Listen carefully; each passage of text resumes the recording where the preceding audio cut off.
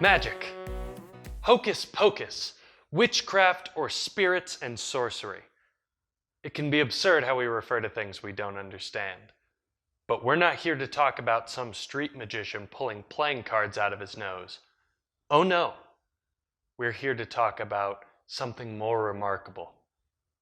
A world where magic is real. Where it's a part of everyday life, or it invades politics, or fuels succession strifes. Or it's so far removed from everyday life that a young princess has to take magic lessons from a centuries-old prisoner. Or a hobbit is given a quest to destroy a ring of the darkest power. Magic is everywhere in fiction, but we can break it down to 6 keywords to help us better analyze and understand it. The nature of magic is that its function is entirely up to the author. Where Edward W. Robertson's The Cycle of Iran allows almost anyone to wield the light and the shadows and bend them to their will, Patrick Rothfuss's Kingkiller Chronicles requires complex mathematical and scientific theory just to light a candle. No matter what system of rules your magic follows, it must have rules. Your entire world is going to grow and change based on these rules. So let's take a look at some important keywords. Our first keyword is source. Where does it come from? Is it natural or is it man-made? Perhaps it's a power wielded by the gods granted unto mortals. Perhaps humans found a way to harness the power of nature. Think of clerics and druids and how they differ from witches and warlocks. Keyword number 2, access. How does one actually go about using it? Do you channel your will into the world, and with a little bit of training, can you change dimensions?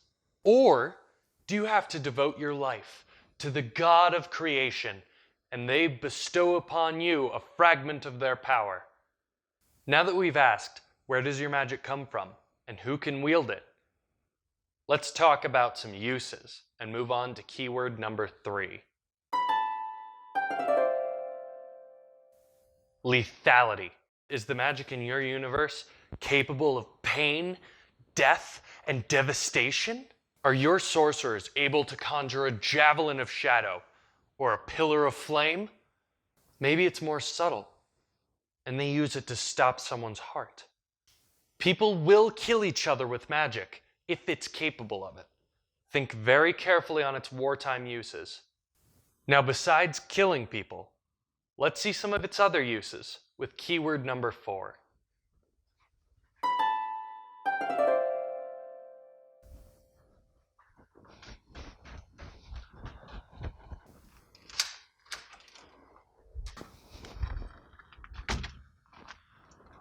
Keyword number 4, utility.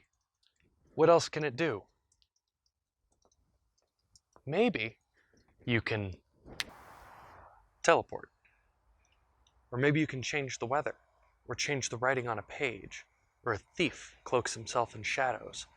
This is where your creativity really shines through, because your magic may only function in a utilitarian fashion. A druid regrows crops for a town. A thief cloaks himself in shadows. But we still have 2 more keywords to get through. But let's pop back home. It's a little bit cold here.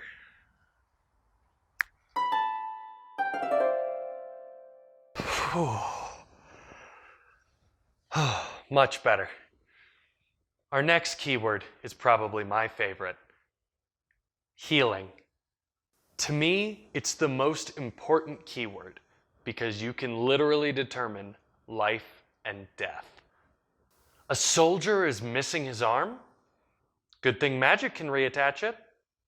The king was impaled on a spear during the coup? It's too bad that magic can only cure internal illnesses. I am always so excited when magic can cure wounds, because that means my favorite characters aren't very like to die.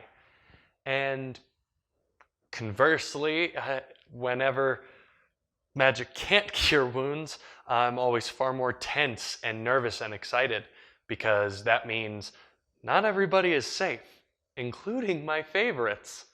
World dynamics can swing wildly depending on the healing capabilities of your magic. And now, the last of our 6 keywords. Time. Now, this may seem like a wild card to the inexperienced. However, let me assure you, fans of Brandon Sanderson's Mistborn or Ian Colfer's Artemis Fowl can attest to the profound effect that time manipulation can have on your world. Starting and stopping time, seeing into the future or changing the past, your entire story can revolve around these concepts. But the wheel of time continues to turn, and we've covered our 6 keywords. Magic is the most wonderful gift you can give to your world. It will twist the land and fracture history. It will allow peasants and pirates to stand eye to eye with kings and gods. It may seem confusing now, but worry not, my friends. Whether you're a writer looking to expand and develop your world, or you're like me, just another weary traveler looking for another story by the fire, we will explore these wonderful lands together. I really hope you enjoyed this dive into fiction and fantasy. Now, my friends, till the cycle begins anew, good night.